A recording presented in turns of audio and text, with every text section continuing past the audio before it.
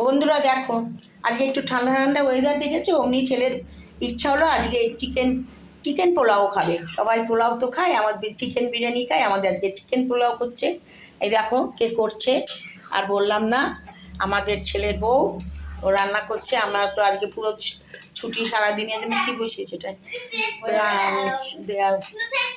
চিকেনগুলো দেখো।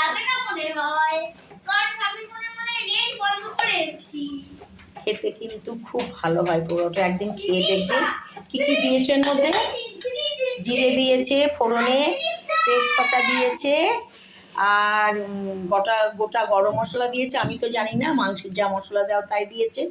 এটা এখন হবে, হওয়ার পর ঘি দেবে, মশলা টশলা সব দেবে, দিয়ে নামাবে। আমি তো করবো না, ও নিজে করে, আমি এইটা কোনো দিনই করি না।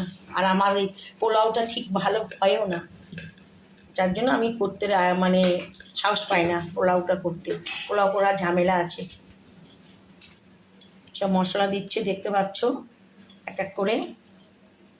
ওটার মধ্যে আগে দিলে কি, ওটা ঘি দিয়েছে। তারপরে কি দিলে, এটা কি মশলা দিলে? এটা মিট মশলা, শাহি গরম মশলা দিল। আর কি দিলে?